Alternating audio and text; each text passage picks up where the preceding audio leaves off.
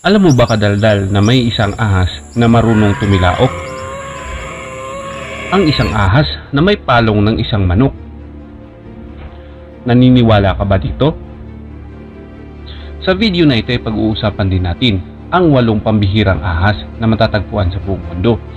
Pero bago ang lahat kadaldal, siguraduhin mo naman ulit na nakasubscribe ka na, i-like at i-hit ang notification bell para updated ka sa mga bago kong upload.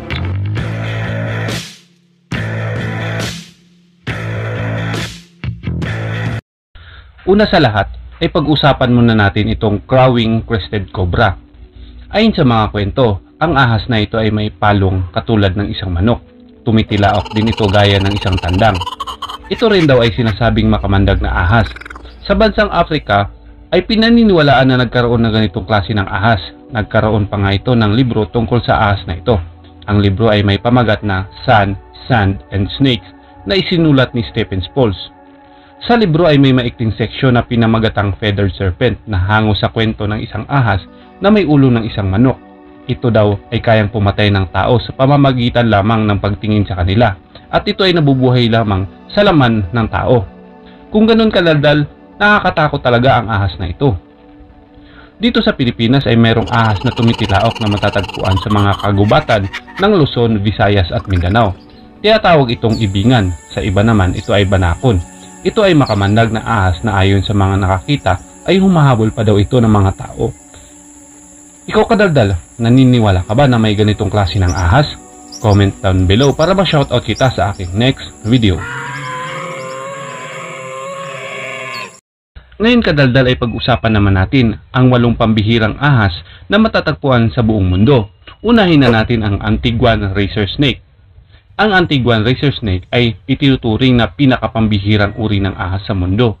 Ang ahas na ito ay paboritong hinahunting ng mga munggos na isa rin sa dahilan kung bakit sila malapit ng maubos. Sa kabilang banda, pinaniniwalaan na ang mga ito ay naubos na, ngunit isang populasyon ang natuklasan sa Great Bird Island sa baybayin ng Antigua. At sinikap ito ng mga taong nakadiskubre sa isla na panatilihing ligtas at ingatan ang mga ahas na ito. Sa kabutihang palad, ang ahas ay bahagyang bumangon at medyo tumatag ang populasyon. Pangalawa ay ang St. Lucian razor snake. Ang St. Lucian razor snake ay dumanas din ng katulad ng kapalaran ng Antiguan razor, ngunit hindi pa ito nakabawi. Sa kasalukuyan, ang St. Lucian razor snake ay itinuturing na pinakapambihirang ahas sa mundo na may 18 individual na nakatira sa wild. Ang ahas ay paboritong pagkain ng mga Asian mungus na kilala na pumapatay ng maraming bilang ng mga ahas at kinakain ang mga itlog nito. Ang St. Lucian razor snake ay pinaniniwalaang nawala noong 1936, ngunit kalaunan ay muling natuklasan noong 1973 sa Island of Maria sa bansang Australia. Ngayon sila ay pinagtutuunan ng pansin. Sinisikap na iningatan ang isla ng mga taong nakadiskubre sa kanila at umaasa na mailigtas ang katutubong ahas na ito. Pangatlo, ang Trang and Roxanne's blind snake. Maraming mga species ng bulag na ahas o blind snake. Lahat ng ito ay maliliit at mahihirap makita. Karamihan sa mga blind snakes ay bumabaon sa ilalim ng lupa at bihirang umahon. Dahil sa lumalagi ito sa ilalim ng lupa at maliliit lang ang mga ito, ay tinatawag silang pinakamahirap na makita na ahas. Ang Trang blind snake at ang Roxanne blind snake ay 2 species na bihira hanggang ngayon. Sa katunayan ay hindi na sila muling nakita pa pagkatapos na sila ay natuklasan.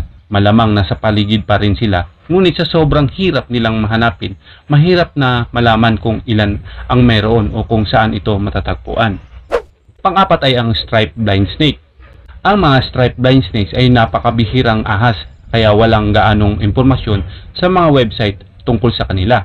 Ang mga ito ay maliliit na burrowing snake na naninirahan sa ilalim ng lupa na ginagawa itong napakahirap hanapin. Matatagpuan din ito sa ilalim ng mga troso at sa mga halaman sa kagubatan na may taas na 1,400 meters. Ang mga striped blind snake ay napakaliit na may sukat lamang na 48 cm sa pinakamalaking specimen. Ang striped blind snake ay pinaniniwalaang extinct sa loob ng 172 years. Ngunit may isang patay na individual na natagpuan sa Bukit Timah Nature Reserve sa Singapore. Ilang taon lamang ang nakalipas. Ang kanilang pag-iral ay naidokumento sa Indonesia, Singapore, Malaysia at Thailand. Hindi sila mapanganib sa mga tao. Panglima, Orlov's Viper. Ang Orlov's Viper ay isang makamandag na ahas na matatagpuan sa rehiyon ng Black Sea ng Russia. Paboritong kumakain ito ng daga, insekto at palaka. Sinasabi ng mga eksperto na ito ay pangalawa sa pinakabihirang ahas sa mundo. Ayon sa pag-aaral, sa ngayon ay wala pa sa 300 ang nabubuhay sa mga ito dahil sa bihira lang itong manganak at dahil na rin sa mga taong hinahunting sila upang ibenta at pag-aralan. Pang-anim, Aruban Rattlesnake. Unang nadiskubre ang Aruban Rattlesnake sa Aruba Island sa Caribbean. Ang Aruba Island ay isang semi-arid environment o bihira lang magkaroon ng ulan bawat taon.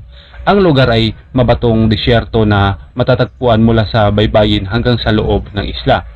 Dahil sa maliit lang ang lugar na may 9.5 square miles lang, ay mabilis silang mahuli ng mga taong nais silang ibenta. Dahil dito ay kabilang sila sa mga endangered at pinakapambihirang ahas sa buong mundo. Pang-7, Albany Adder. Ang Albany Adder ay unang naidokumento noong 1937 at nadokumento lamang ng 12 beses mula noon. Ang mga ahas na ito ay naninirahan sa silangan at katimugang Cape Providence ng South Africa at itinuturing na extinct sa loob ng maraming taon. Noong 2016, nadiskubre ang isang maliit na roadkill site na mga labi ng isang patay na Albany Adder na nagpapatunay na sila ay buhay pa. Gayunpaman ang mga ito ay napakabihirang makita at malamang ay hindi na ito makitang muli. Panghuli, Short-nosed Sea Snake. Ang Short-nosed Sea Snake ay matatagpuan sa mga reef ng Aruba Sea, isang rehiyon sa pagitan ng Australia at Western New Guinea.